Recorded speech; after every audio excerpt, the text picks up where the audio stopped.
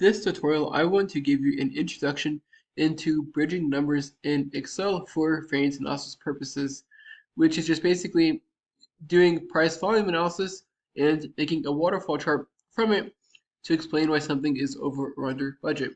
Now, what you are working with is probably much more complex than this example, but hopefully this will help you provide some additional context as to the calculations or how to approach it. So here we have a budget for T&E where each employee gets $100 and there is a total of $1,500 for a conference. However, in the actuals, they spent $98 for 19 employees with $1,400 for the conference, which makes it to where it is roughly $240 under budget.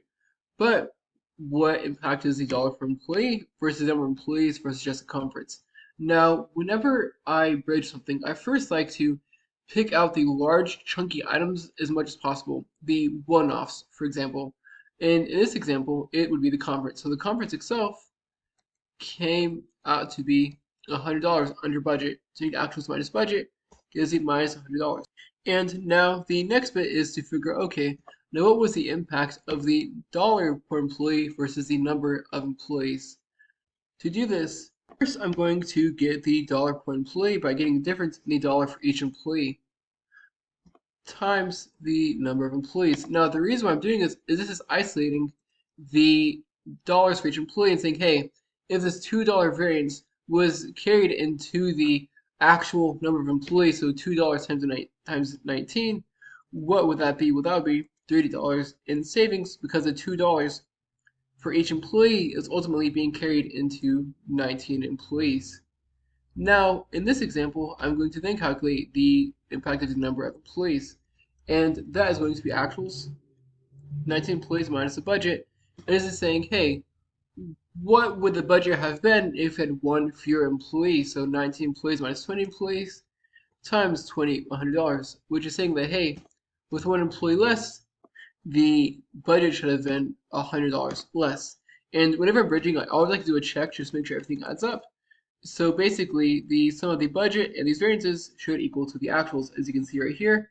But I can do this to equals that minus the sum of the budget and the pieces here to say, hey, this does in fact equal $0. Now, if you're working with things that's much more complicated, I like to see if there's one, multiple chunky one-time items, two, try to isolate calculations as much as possible, and three, do not be afraid to have an other bucket for kind of a catch-all that you might not be able to easily quantify one way or another.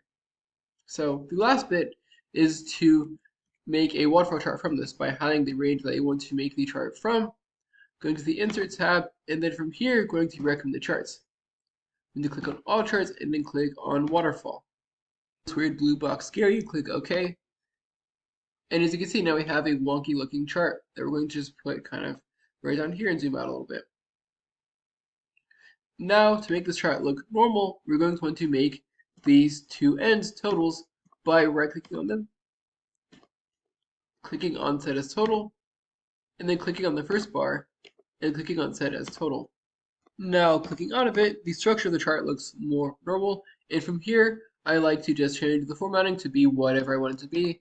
I just want the totals to be black and the decrease to be green, so it is good. And I can name the chart, for example, T&E, Bud. You can see from here, now we have a waterfall chart from the numbers above. Of course, you can finish up the formatting by taking out grid lines or by making the colors a bit different, maybe removing this piece right here. But from this how you like, this is kind of how it is done to make a bridge. And as you can see from here, the impact of the conference was just as much as the impact of the employee, but the one for employee was much more important than each employee saving $2, which makes sense based on the numbers above. Hope you found this introduction to be helpful. If you did, like, subscribe, comment. Thank you for watching. Have a great day.